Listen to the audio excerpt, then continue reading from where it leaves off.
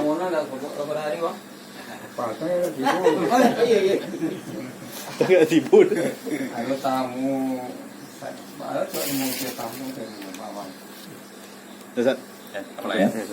Assalamualaikum warahmatullahi wabarakatuh. Alhamdulillahil aliyyil arfaqi wa jami'il asya'i wal mufarriqi dhin ni'amil wasi'atil wazirah wal hikamil bahiratil kathirah. Thumma salatu ma'a salamin daimi ala rasulil qurasyil khatami wa alihi wa sahbihil abrar al haizi maratibil fakhar. Amma ba'd. Ayyuhal ikhwa wal akhwat, a'azzani wa a'azzakumullah. Saudara-saudariku yang semoga dimuliakan oleh Allah, kita bertemu kembali di malam Kamis untuk mengkaji hadis-hadis Nabi sallallahu alaihi wasallam yang ada dalam kitab Arba'una Haditsan fit Tarbiyati wal Manhaj. 40 hadis dalam masalah pendidikan dan manhaj pada Syekh Dr. Abdul Aziz bin Muhammad bin Abdullah Sadhan, hafizahullahu ta'ala. Ya, pada pertemuan sebelumnya kita sudah atau masih membahas hadis ke-21. Betul? Betul. Hadisnya saya ulangi lagi biar jelas. Kata Syekh hafizahullah, an Abdullah bin Amr radhiyallahu taala anhuma qala, dari Abdullah bin Amr semoga Allah meridai keduanya, ia berkata, qala Rasulullah sallallahu alaihi wasallam, Rasulullah sallallahu alaihi wasallam bersabda, man tatabbaba wa la yu'lamu minhu tibbun fahuwa dhamin. Siapa yang melakukan pengobatan sedangkan tidak diketahui dari dirinya bahwa ia bisa mengobati, maka ia bertanggung jawab. Siapa yang melakukan pengobatan padahal tidak diketahui bahwa dirinya bisa mengobati, maka dia bertanggung jawab. Ya, bertanggung jawab atas kerusakan yang terjadi. Hadis ini riwayat Abu Daud, Nasai, Ibnu Majah dan Hakim. Ya, pada pertemuan sebelumnya kita sudah sampai faidah-faidah dari hadis tersebut. Terakhir kita sudah sampai faidah kelima. Jadi faidah kelima ini nyambung dengan 34 ya. Di faidah ketiga disebutkan, kata Syekh di sini, dalam hadis ini terdapat isyarat bahwa siapa yang mengaku sesuatu yang tidak ada pada dirinya, maka dia seorang perusak. Siapa yang mengaku sesuatu yang tidak ada pada dirinya, maka dia perusak. Ya, contohnya seorang mengaku punya ilmu padahal tidak punya ilmu. Dia mengaku tahu padahal tidak tahu, maka orang seperti ini merusak. Ini faedah ketiga. Lalu yang keempat, kata Syekh, wujubud dhamani lima utlifa bid'awit ta'alum. Wajibnya bertanggung jawab atas kerusakan karena sok tahu, istilahnya gitu. Nah, di sini sebelumnya disebutkan orang yang mengaku tahu padahal tidak tahu, dia perusak. Lalu orang yang sok tahu akan bertanggung jawab atas kerusakan yang terjadi. Jadi sudah kita bahas, pertama orang yang sok tahu itu perusak. Kedua, orang yang sok tahu harus bertanggung jawab atas kerusakan. Nah, di sini baru nyambung yang kelima, wa fihi annahu idza kana hadza fi fasadil abdan fa kaifa biman labisa thawbal ulama wa ta'alamu afsadal adyana wal qulub. Jika tadi terkait kerusakan badan, jadi orang yang sok tahu dia merusak dan harus bertanggung jawab. Nah, tadi kan pembahasannya terkait apa? Badan, ya kan? Nah, jika ini terkait kerusakan badan, orang yang merusak badan, maka bagaimana pula dengan orang yang memakai pakaian ulama, dia sok tahu lalu merusak agama dan hati. Artinya dia juga dianggap perusak dan harus bertanggung jawab atas kerusakan yang terjadi. Ya, contohnya seperti dai-dai revolusi, ya, memprovokasi masyarakat untuk menjatuhkan penguasa sehingga jatuh korban ribuan, ratusan ribu orang. Nah, dia akan bertanggung jawab atas darah yang tertumpah itu, Bapak. Hati-hati ya. Maka cuma anehnya, Bapak, dai-dai yang seperti ini nggak merasa bersalah. Ketika disebut, oh ada orang yang ini dai fitnah, tiba-tiba dai ini berkata, saya kalau memang ini dai fitnah, ya Allah jadikanlah saya dai fitnah dan kumpulkanlah saya bersama dai fitnah. Jadi dia merasa bangga sudah memprovokasi masyarakat untuk menjatuhkan penguasa. Nah ini hati-hati seperti ini ya, pertanggungjawabannya berat Bapak ya. Ketika ada kaum muslimin jadi korban gara-gara hasutan dia, gara-gara provokasi dia, orang seperti ini akan bertanggung jawab di hadapan Allah, menanggung ribuan orang yang tertumpah darah. Nah ini Bapak, jelas insya Allah ya. Jadi orang yang merusak apa? Kalau tadi kan orang yang merusak badan, dia itu dianggap rusak dan juga harus bertanggung jawab atas kerusakan yang terjadi. Maka begitu juga orang yang merusak agama dan hati, ya para penyebar kesesatan dan semacamnya. Wa mimma yahsunu dzikruna, kata Syekh di sini, tafawutu du'atil khair fi da'watin nas, kullun bihasabi ilmi wa fi kullin khair. Dan termasuk perkara yang bagus untuk disebutkan di sini, bertingkat-tingkatnya dai yang mengajak kebaikan dalam hal mendakwahi manusia. Bertingkat-tingkatnya dai-dai kebaikan dalam mendakwahi manusia. Setiap orang sesuai dengan kadar ilmunya dan masing-masingnya baik. Dan sudah kita singgung, setiap orang memiliki kemampuan berbeda-beda, tapi semuanya baik kalau memang yang didakwahkan benar. Maksudnya gitu Pak. Bukan yang satu ngajarkan bid'ah, yang satu sunnah, sama, masing-masingnya baik. Wah, gak mungkin sama. Yang satu ngajarkan tauhid, yang satu ngajarkan syirik, masing-masingnya baik. Begitu? Tidak. Jadi kalau ada orang yang mengajarkan tauhid, mengajarkan sunnah, yang satu cuma bisa misalkan ngajar anak kecil, yang satu ngajar remaja, yang satu ngajar semuanya, yang satu cuma fokus nulis, yang satu fokus begini, masing-masingnya baik. Jelas Bapak ya, maksudnya gitu ya. Ini sudah kita singgung. Itu tidak tercela. Orang cuma bisa ngajar ini, nggak bisa ngajar ini, nggak masalah. Bahkan para ulama sendiri Bapak, kalau kita lihat di Masjid Nabawi di Saudi sendiri, para ulama sudah memiliki takhusus artinya spesialisasi. Ada yang ketika di Masjid Nabawi, misalnya di tiang ini kajian tafsir, di sini kajian tentang sirah, di sini akidah. Jadi punya spesialisasi masing-masing. Fokus gini, ada ulama ini yang kemampuannya di sini, tapi yang di sini artinya tidak terlalu mendalami. Itu nggak masalah. Setiap orang bisa berdakwah sesuai kemampuan dan ilmunya.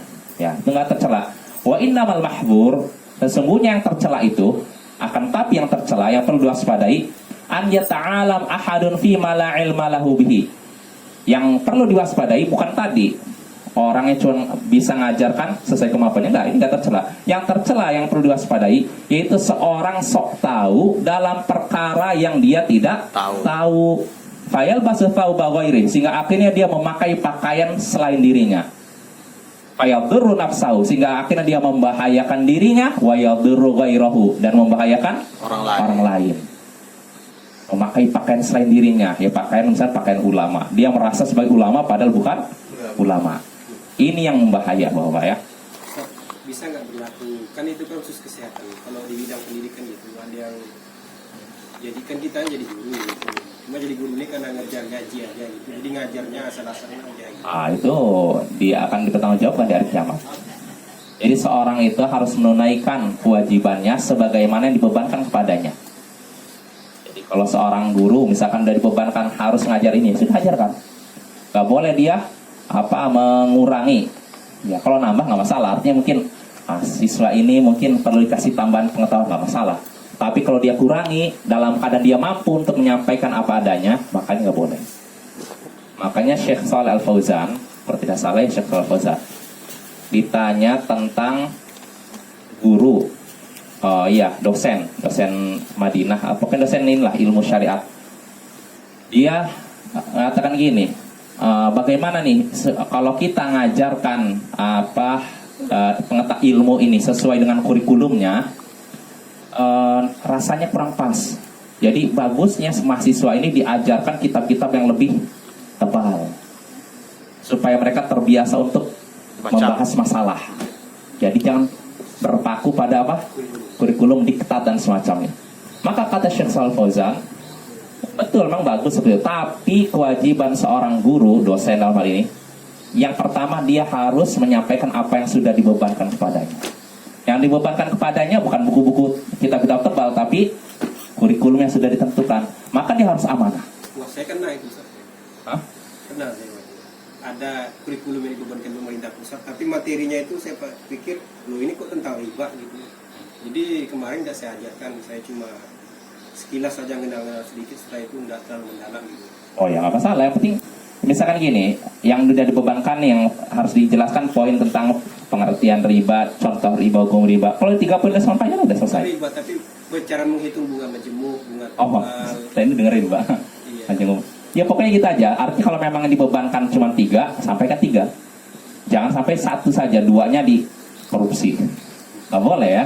Nggak boleh istilahnya korupsi ini apa mata pelajaran gitu, nggak boleh. Kecuali kalau memang kondisinya tidak memungkinkan. Disuruh ngajarkan dalam 1 semester berapa istilahnya apa KDK itu ya. Tapi waktunya sempit ya, sudah semampu kita. Kadang ada materi trigonometri itu kan khususnya untuk anak SMA. Kalau SMK kan hitungan-hitungan biasa aja. Jadi saya pikir ini materi ini nggak perlu saya sampaikan. Terlalu tinggi gitu. Iya, terlalu tinggi. Ya kita lihatlah kalau memang ini nggak cocok, dalam artian yang jadi masalah itu kalau memang dia mampu dan murid pun mampu tapi dia tidak mau mengajarkan. Nah ini yang jadi masalah. Tapi kalau memang kita lihat kondisi siswanya tidak mampu, terus waktu pun sempit, ya sudah, apa yang semampu kita aja kita sampaikan. Jangan dikorupsi.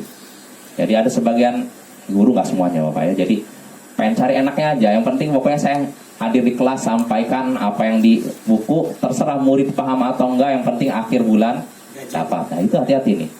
Itu namanya khianat. Dan seorang mukmin bukan pengkhianat Bapak ya. Ya ini sebenarnya bukan cuma masalah guru aja, semua pegawai apapun ya yang dapat amanah dari pimpinan, kalau sudah diberikan suatu beban pekerjaan begini harus dikerjakan, jangan dilalaikan. Jelas Bapak-Bapak? Ya jadi sekali lagi yang tercela dan diwaspadai itu seorang sok tahu dalam masalah yang dia tidak tahu, sehingga dia akhirnya memakai pakaian selain dirinya. Ini bahasa kiasan ya, memakai pakaian selain dirinya sehingga dia membahayakan dirinya dan membahayakan orang lain. Membahayakan dirinya dengan apa? Berkata atas nama Allah tanpa ilmu. Ini dosa besar sampai Allah menyandingkan dengan syirik. Lalu membahayakan selainnya. Apa bahayanya? Disesatkan orang lain. Nah, setiap orang yang disesatkan dosanya dia tanggung. Nah, ini bahaya ya. Walidah yaltabisu ala katsirin min muridil islah wa bi khassatin nasyiati al farqu bainal alimi alladhi amarana Allah ta'ala bi su'alihi wa baina ghairil alimi mimman futiha lahu babun fil khatabah awil ibadati awil kitabah. Karena itulah tersamarkan bagi banyak orang yang menginginkan kebaikan, terutama orang yang baru tumbuh, baru mengenal agama. Jadi samar apanya?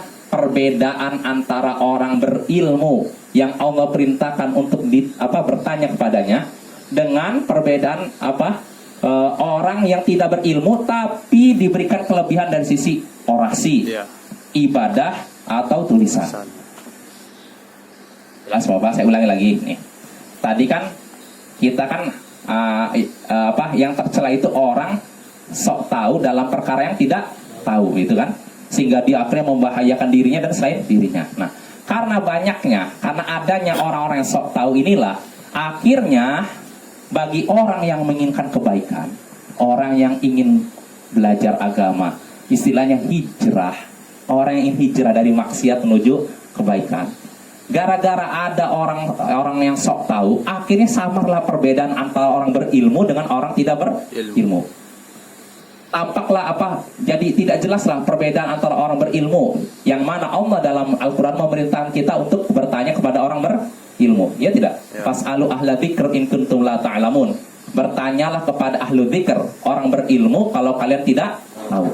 Nah, gara-gara munculnya orang-orang sok tahu, akhirnya bagi orang-orang yang baru mau belajar, mau hijrah, jadi bingung. Apa perbedaan antara ini dan ini? Ini orang berilmu, orang tidak tahu dia. Gara-gara munculnya orang-orang yang orang sok tahu, sehingga tidak jelaslah, samarlah perbedaan antara orang berilmu dengan orang tidak berilmu tapi dia bisa ngomong, jago nulis, rajin ibadah. Jelas Bapak ya. Gara-gara muncul orang-orang sok tahu inilah banyak orang yang tanya, terjun maksiat lalu ingin tobat, jadi bingung. Saya ngikut siapa nih? Ini orang ceramah juga. Ini ceramah. Karena keterbatasan ilmu dia akhirnya bingung. Saya ikut siapa nih? Ini pintar ngomongnya kok. Dia ngomongnya pintar. Padahal tidak punya ilmu. Jelas Bapak ya? Ini perusakan yang sangat banyak gara-gara gitu. Orang-orang sok tahu. Tidak punya ilmu, tapi seakan-akan berilmu. Sehingga akhirnya membahayakan dirinya dan orang selain dirinya. Dan yang seperti itu Bapak-Bapak, banyak ya orang dia nggak punya ilmu tapi pintar ngomong, sudah berani tampil di depan halayak lalu berbicara masalah agama. Oh, Rasulullah bersabda begini-begini, nggak jelas hadis yang sampaikan. Hadis apa itu? Hadis yang nggak pernah kita dengar seumur hidup. Hadis apa yang kamu sampaikan? Nah, itu hati-hati Bapak ya. Kadang ada orang cuma pintar ngomong tapi nggak punya ilmu. Ini kalau bagi orang yang baru ingin mengenal agama, nampak samar. Tapi kalau orang udah belajar, ini orang ngomong apa? Kan nampak Bapak ya. Yang bahaya itu bagi orang yang baru hijrah gitu loh. Baru lepas dari maksiat, ingin belajar agama, lihat ini orang ngomongnya lancar, nyampaikan hadis, cuman dia nggak tahu ini benar nggak, karena keterbatasan ilmu. Tapi kalau orang udah taklim, udah belajar, bisa beda, ya kan? Yang dikhawatirkan tuh orang yang baru hijrah. Ini yang kita khawatirkan seperti itu. Karena orang yang seperti itu ada ya. Contohnya ada orang pernah nyampaikan hadis minum kopi. Hadis tentang Rasulullah pernah disakiti orang buta, Yahudi buta tapi Rasulullah sabar. Setiap kali orang buta ini sering ngejek Nabi. Nah, tapi Nabi nyuapin dia. Dalam keadaan orang buta ini nggak tahu yang nyuapin dia adalah Rasulullah. Begitu terus sampai akhirnya suatu hari si buta Yahudi ini, dia gak ada lagi orang yang menyuapkan makanan ke dia. Maka datanglah Abu Bakar. Lalu orang buta ini bertanya, mana kamu yang selama ini, kurang lebih gini, kamu yang selama ini ngasih makanan saya? Oh bukan, orangnya udah meninggal. Siapa itu? Katanya dia Muhammad. Wah, akhirnya dia sadar, ya Allah, selama ini orang yang saya cela adalah orang yang memberi saya makanan. Akhirnya dia masuk Islam. Sekilas ini tujuannya orang yang menyampaikan ini, kisah ini, wah tujuan supaya apa? Menampakkan bahwa seorang muslim itu harus bersikap lembut. Nah, dan juga ingin menunjukkan bahwa Islam itu agama yang mengajarkan kasih sayang. Tapi sayangnya dengan cara yang tidak baik. Karena hadisnya palsu. Bukan hadis itu. Saya pernah dengar juga itu. Bagus ya. Ya cuman orang anggapnya hadis. Dimakannya kurma itu sampai halus, itu perbedaan kan. Kalau Rasulullah mengunyahkan kurma untuk orang buta itu halus. Iya. Kalau yang sama Abu Bakar ini, iya. kasar, jadi dia tahu. Iya itulah. Ya itu hadis bagi orang kan nyampaikan. Artinya apa? Segala perbuatan yang disandarkan pada Rasulullah namanya apa? Hadis. Karena definisi hadis segala ucapan, perbuatan dan persetujuan dari Nabi. Itu namanya hadis. Nah, banyak orang yang menyatakan bahwa ini hadis. Bukti apa? Rasulullah begini. Pada hadis ini dusta. Tidak ada kejadian seperti itu. Nggak ada lah. Jadi kalau orang Pertama gini, di mana Yahudi ini tinggal? Dia nyatakan Yahudi dalam cerita yang tersebar di WA atau di internet ini Yahudi kafir. Pertanyaannya, di mana kejadiannya? Kalau ini di Mekah nggak ada orang Yahudi. Kalau Rasulullah masih di Mekah nih. di Madinah. Kalau Rasulullah masih belum hijrah ke Madinah, masih di Mekah. Di Mekah di zaman Rasulullah masih ada di Mekah, tidak ada orang Yahudi. Maka bagaimana bisa ada orang Yahudi di Mekah? Ini pertama. Kalau memang di Mekah. Kedua, kalau ini di Madinah, ini juga tidak ada. Karena apa? Rasulullah ketika sampai ke Madinah, beliau membuat perjanjian perjanjian damai dengan orang-orang Yahudi. Harus saling bahu membahu. Piagam Madinah. Piagam Madinah. Artinya apa? Kalau misalkan ada yang bermasalah, nanti akan dapat hukuman. Nah, di zaman Rasulullah, ketika ada seorang wanita muslimah saja diganggu oleh pedagang Yahudi, kainnya diikat dengan tempat dagangnya sehingga ketika dia berdiri perut robek, nampak betisnya. Dari kejadian itu seorang muslim langsung marah, tonjok ini. Nah, orang Yahudi kroyok dia sampai mati. Nah, setelah itu Rasulullah mengepung orang Yahudi dan akhirnya diusir. Gara-gara seorang muslimah yang robek pakainya sampai betisnya nampak. Maka bagaimana pula kalau sampai orang Yahudi berani mencela Nabi di Madinah? Ada yang mencela Nabi itu budaknya dibunuh. Apa ya? Ada yang budaknya dibunuh mah. Ada kisahnya. Seorang sahabat ada budaknya mencela Nabi, kemudian sahabat itu Ya, bunuh. ya artinya nggak mungkin Nabi membiarkan. Karena ketika itu di Madinah yang jadi penguasa Ya, Rasulullah. Rasulullah masa membiarkan orang mencela diri. Nggak mustahil, dan di situ ada sahabat juga. Nggak mungkin dibiarkan. Jelas Bapak ya? Kalau kisah orang Yahudi tadi di Mekah mustahil. Karena di zaman Rasulullah belum hijrah, belum ada orang Yahudi. dan nggak ada orang Yahudi dari dulu. Nah kalau di Madinah mungkin, tapi yang jadi masalah nggak mungkin orang Yahudi berani nekat mencela Rasulullah di Madinah. Dalam keadaan Rasulullah tahu dan para sahabat tahu, mustahil. Karena ketika itu orang Yahudi, satu orang Yahudi saja istilahnya memainkan seorang muslimah sehingga robek pakaiannya. Akibatnya apa? Terjadi peperangan sekali. Maka kan muslimah pemimpin kaum muslimin, mustahil. Nah ini Bapak, kisah seperti ini diceritakan oleh sebagian orang yang kalau kita anggap kalau sebagian orang mau berilmu nih, karena mungkin pakai sorban kah ngomong. Tapi kalau kita udah ngaji kan, ini orang ngomong apa sih? Jadi Ustaz, kalau seorang penceramah itu bercerita, menyampaikan sesuatu ke jamaahnya itu menyandarkan ada nama Rasulullah di situ, termasuk hadis yang diancam tempat duduk neraka. Kalau dia tahu bahwa hadis itu benar-benar ini apa, bukan sabda Rasulullah, Bukan terancam. hadis, tapi dia bercerita itu nggak ada, saya dengarkan di Facebook tuh nggak ada dia bercerita menyebutkan hadis, tapi dia bercerita Rasulullah. Ya itu namanya hadis. Apapun yang menyebutkan keadaan Rasulullah. Kan saya lagi definisi hadis itu segala perkataan, perbuatan dan persetujuan Nabi. Bahkan sebutkan definisi para ulama lain termasuk juga sifat Rasulullah, baik sifat fisik maupun sifat perilakunya. Misalkan Rasulullah itu tidak terlalu tinggi, tidak terlalu rendah. Ini namanya apa? Hadis. Nah itu, jadi hadis itu bukan cuma disebutkan hadis rawahu Muslim. Apapun yang tersebar disebut di situ Rasulullah melakukan ini namanya hadis. Nah, cuma yang jadi masalah, apakah semua hadis bisa kita terima? Tidak. Tidak. Ada hadis yang sahih dan ada hadis yang lemah dan ada hadis yang palsu. Nah, itu yang jadi masalah. Ustaz, Ya. ada pernah saya dengar apa Ustaz, Nabi ini diduga orang kafir berada. Kalau di Mekah iya, tapi bukan orang Yahudi. Kan yang cerita yang tersebar ini orang Yahudi katanya. Yahudi yang buta lagi. Berani-berani mencela Nabi. Kalau yang menyakiti Nabi itu orang musyrik Quraisy, betul. Banyak itu. Tapi yang jadi masalah ini disebutnya Yahudi. Di mana ini? Kalau di Mekah nggak mungkin, nggak ada orang Yahudi di Mekah waktu itu. Kalau di Madinah nggak mungkin juga. Karena kaum muslimin ketika itu berkuasa. Rasulullah penguasa ketika itu. Jelas Bapak ya? Jadi ini kisah dusta sebenarnya. Ah ya ini Ustaz, saya baru ingat, saya dengar itu. Jadi ceritanya Nabi itu kenapa babi diharamkan, kata penceramah itu. Ketika Nabi disuguhi itu ada cerita kayak gitu beda tuh. Jadi Nabi itu nggak mau makan yang diharam. Saya pikir apa binatang ternak, binatang hewan babi itu tempat dia tinggal itu nggak ada di gurun pasir.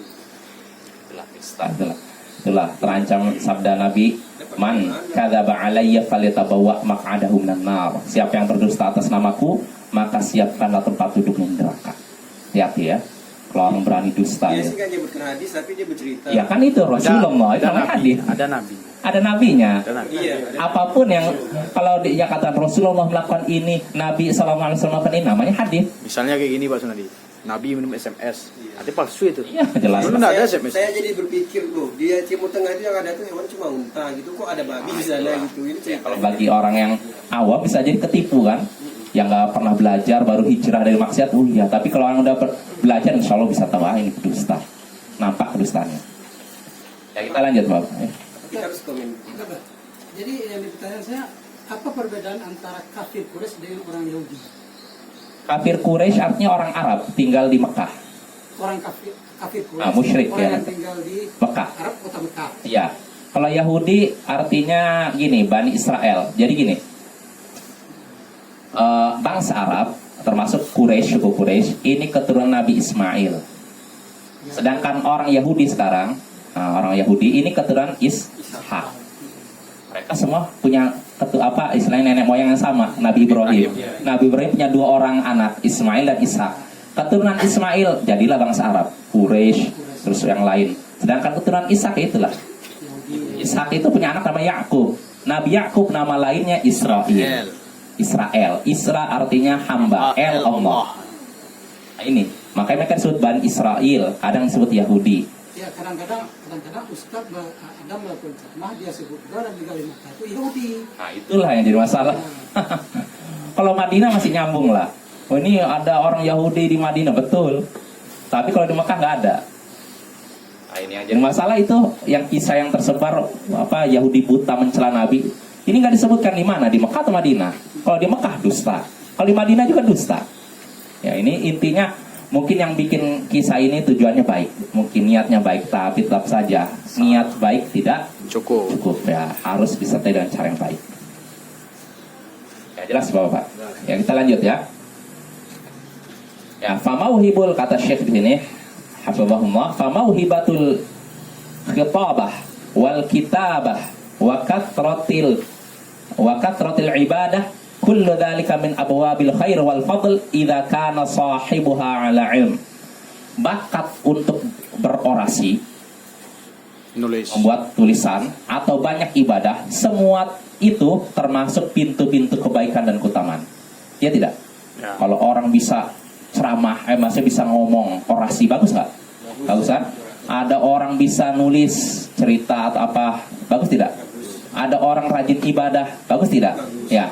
Semua tersebut termasuk pintu kebaikan dan keutamaan, tapi dengan syarat idza kana sahibuha ala ilm. Jika pelakunya berdasarkan ilmu, melakukan itu berdasarkan ilmu. Dia bisa orasi tapi berdasarkan ilmu. Dia bisa membuat tulisan yang indah berdasarkan ilmu. Dia rajin ibadah berdasarkan ilmu. Artinya kalau tidak punya ilmu, sia-sia juga. Orang ngomong apa, ceramah panjang lebar tapi isinya hadis palsu, hadis lemah, kisah-kisah khurafat. Apa manfaatnya? Lalu ada orang bikin tulisan bagus tapi isinya hadis-hadis palsu, hadis lemah. Apa manfaatnya? Ada orang rajin ibadah tapi ibadahnya nggak ada tuntunan dari Nabi. Apa manfaatnya? Ada manfaatnya? Tidak. Sia Bapak. Ya tidak? Ya. Iya, karena syarat diterimanya amalan apa? Selain ikhlas apa? Sesuai dengan tuntunan Rasulullah SAW. Ini yang perlu kita camkan baik-baik ya. Jadi sekali lagi, bakat bisa ngomong, bisa nulis, banyak ibadah ini termasuk pintu kebaikan kalau pemiliknya punya ilmu ya. Lakin ma'adzalik kulli tabqal futya wa bi khasatin fil umuril kabirati mauqufatan 'alal 'alimil ma'rufi bi sihhatil mu'taqadi wa salamatil manhaj wa rusukhi fil 'ilm. Akan tapi bersama dengan itu semua, jadi kalau ada orang yang bisa ngomong, bisa orasi pidato, dia punya ilmu juga.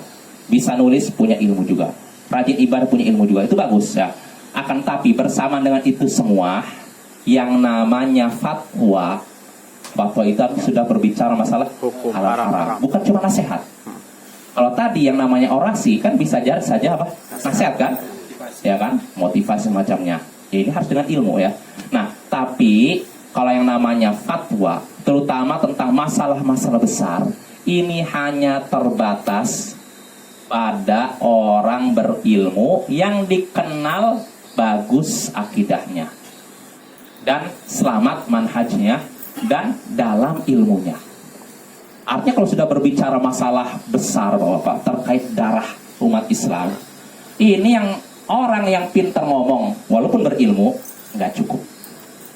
Karena memang ada juga dai-dai yang pintar ngomong berilmu, tapi ilmunya ya nggak terlalu banyak. Tapi dia yang disampaikan benar.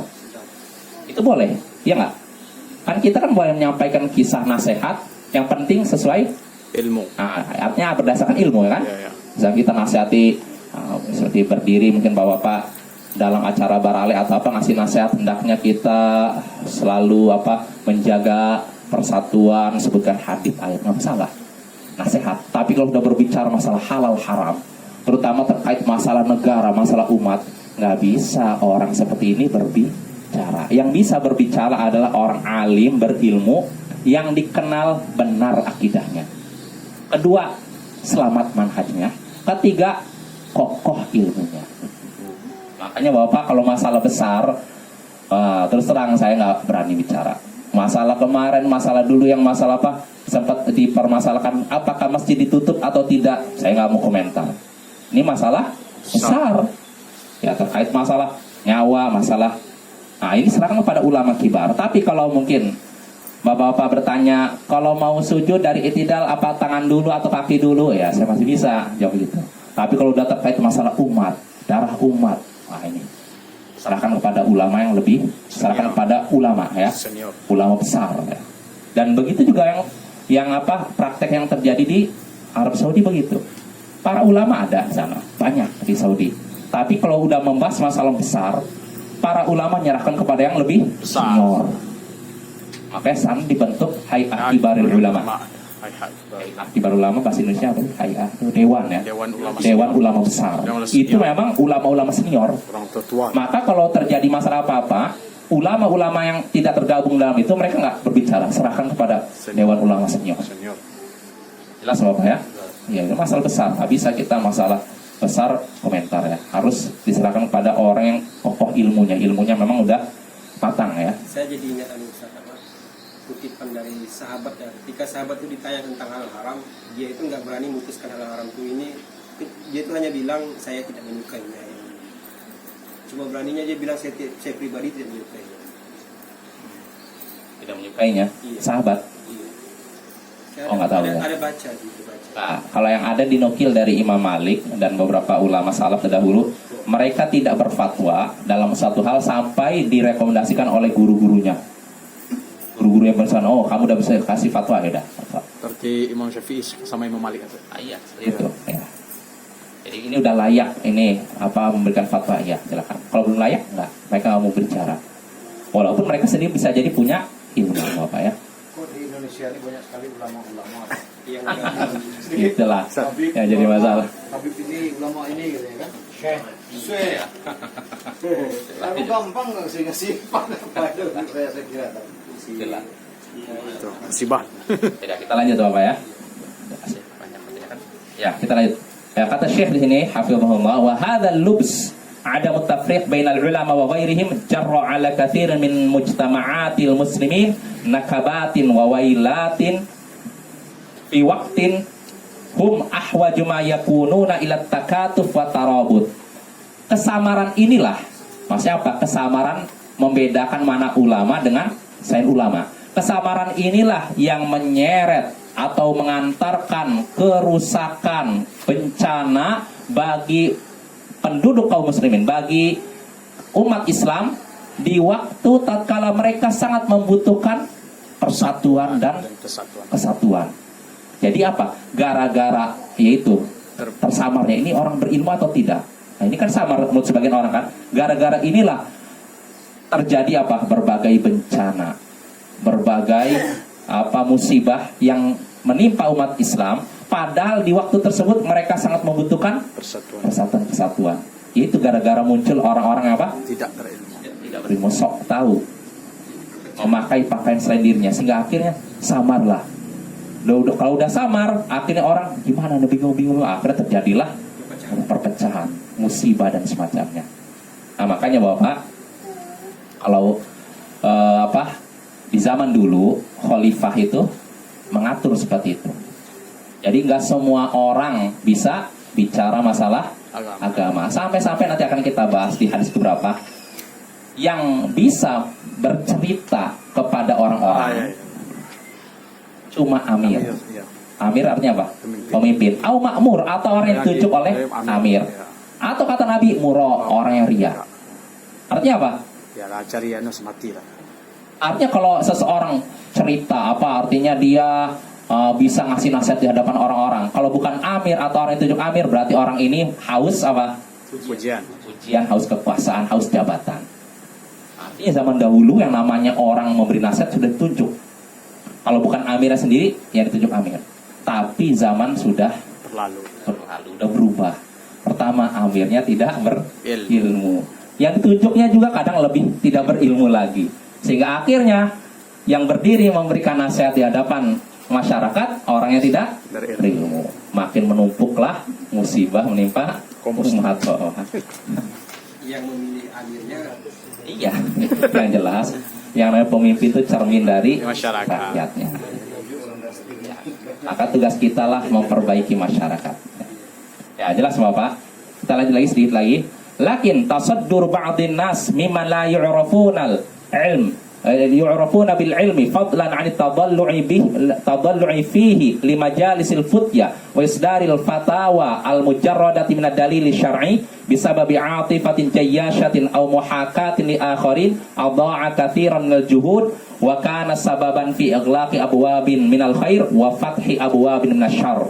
Ya, akan tetapi tampilnya sebagian orang yang tidak dikenal memiliki ilmu, apalagi bergelut dengan ilmu. Jadi nggak dikenal punya ilmu, bukan tidak dikenal bergelut dengan ilmu. Karena ada orang bisa jadi punya ilmu, tapi tidak terlalu Terkenal. bergelut dengan ilmu kan. Nah, tapi yang jadi masalah munculnya sebagian orang, tampilnya sebagian orang yang tidak dikenal memiliki ilmu, apalagi bergelut dengan ilmu. Tampilnya sebagian orang tersebut di majelis-majelis fatwa dan mengeluarkan fatwa tanpa dalil dari syariat. Disebabkan apa? Emosi yang berapi-api atau mengekor orang lain. Nah, yang seperti ini menyebabkan hilangnya kebanyakan dari perjuangan usaha dan menyebabkan tertutupnya pintu-pintu kebaikan dan terbukanya pintu-pintu keburukan. Maksudnya apa Bapak? Kita bisa lihat nih, misalnya begini. Ketika seorang nih yang tidak punya ilmu berbicara tentang umat, dia ngasih fatwa tanpa dalil, yang terjadi seperti apa? Kacau. Kekacauan kan? Contohnya misalkan menghadapi penguasa, ada sebagian orang nggak pernah bergelut di majelis ilmu, tiba-tiba berbicara masalah umat penguasa, dikerahkan umat untuk menjatuhkan penguasa, sehingga akhirnya apa yang terjadi? Kekacauan. Nah, kadang ada seperti itu Bapak. Kadang ada orang yang tidak berilmu atau dia pernah belajar tapi belum sampai tingkatan ulama, tapi sudah berbicara masalah besar sehingga akhirnya mengakibatkan bencana bagi kaum muslimin. Nah, ini pernah terjadi. Apa? Belajarnya di Google. Iya. Nah, ini banyak. Nah, itulah. Di YouTube. Sehingga akhirnya apa? Terjadilah masalah. Akhirnya apa? Contohnya kayak revolusi ini kan. Setelah penguasa marah, digoyang-goyang, akhirnya masjid ditutup. Kaum muslimin dibantai. Ini ada terjadi. Seperti di Aljazair dulu. Iya. Seperti itu kejadiannya. Dulu sebelum terjadi revolusi di Aljazair tahun 1992, kaum muslimin dakwah sunnah itu tersebar di situ. Bahkan Syekh Abdul Malik Ramadhani pernah bercerita, pernah di suatu masjid di Aljazair. Ketika itu ulama yang di Aljazair ngajar, seorang ulama ngajar Sahih Bukhari. Masjid itu penuh. Jadi orang semangat belajar agama. Tapi itulah mungkin takdir Allah. Ketika itu muncullah seseorang yang orang anggapnya katanya dia itu orang yang ngerti sunnah, padahal tidak ngerti sunnah. Dia bergelut dalam politik. Nah, dia akhirnya mengarahkan sebagian ahlu sunnah untuk masuk ke dalam politik. Nah, sehingga akhirnya apa? Ketika itu partai Islam menang. Penguasa artinya harus mundur. Penguasanya ketika itu militer. Jelas Bapak? Militer yang jadi penguasa militer. Nah, karena ini demokrasi kan istilahnya gitu kan. Kalau partainya menang berarti yang jadi penguasa partai yang menang kan? Nah, akhirnya partainya menang. Nah, cuman penguasa ini ngerasa gak rela dilepas. Akhirnya apa? Setelah partai ini menang, kudeta, dibatalkan pemilu. Apa yang terjadi setelah itu? Perang. Perang antara namanya waktu itu partai FIS ya, partai Islam dengan pemerintah, dengan tentara, dengan apa penguasanya tentara itu terjadi perang. Akhirnya apa terjadi? Saling bunuh membunuh. Orang misalkan, ulama ini dibunuh dengan alasan apa? Ini ulamanya FIS. Nah, yang ulama ini dibunuh dengan apa? Ulama pemerintah. Beberapa bulan masjid ditutup oleh penguasa gitu. Orang mau sholat gimana coba akhirnya? Tutup masjid. Bukan karena corona, bukan. Tapi karena memang kondisinya itu memang ditutup oleh penguasa. Jadi akhirnya kaum muslimin mau ibadah nggak tenang, ya kan? Mau belajar nggak bisa. Ya gara-gara beberapa orang yang punya semangat tapi tanpa ilmu. Itu orang-orang seperti tadi ya. Orang yang memberikan fatwa tapi tanpa dalil. Cuman apa? Emosi saja. Perasaan aja. Atau niru orang lain. Nah, ini yang menyebabkan kerusakan terjadi di kaum muslimin ya. Terakhir kata Syekh ini wa ala hadza, karena itu fa'ala muridil islah an yatarayyab idzal tabasatil umur wal yahdhar minal akhdhi bi kulli ma yusma' walau kana mu'jaban bihi. Karena itu bagi orang yang menginginkan kebaikan, contohnya orang yang baru hijrah dari maksiat ingin menjadi orang baik, itu hendaknya dia berhati-hati, pelan-pelan jika perkaranya Belum jelas. samar. Kalau pernah nggak jamar ini orang berilmu atau tidak berilmu, saya ikut yang mana nih? Maka pelan-pelan, jangan tergesa-gesa ngambil gitu ya. Dan hendaknya dia hati-hati dari mengambil segala yang ia dengar, walaupun dia kagum. Artinya semata-mata kita melihat orang ngomongnya fasih apa, nggak cukup. Agama tidak dinilai benar atau tidak berdasarkan kefasihan seorang. Karena ada orang ngomongnya masya Allah manis, tapi isinya racun. Ucapannya manis seperti madu, tapi isinya racun. Langsung apa? Tapi ada ulama ngomong mungkin bapak-bapak kalau orasinya nggak enak saya dengar, aduh ngantuk, tapi isinya ilmu. Saya bimbas ya. Ya, maka kita menilai ini baik atau tidak bukan semata-mata ngelihat fasihnya seorang dalam ngomong, tapi isinya itu. Jelas Bapak? Ya, ya mungkin cukup sampai sini. Sebenarnya masih ada lagi. Soal pada pertemuan berikutnya kita selesaikan hadis, faidah dari hadis ke-21 ini. Subhanakallahumma bihamdik, asyhadu an la ilaha illa anta, astaghfiruka wa atubu ilaik.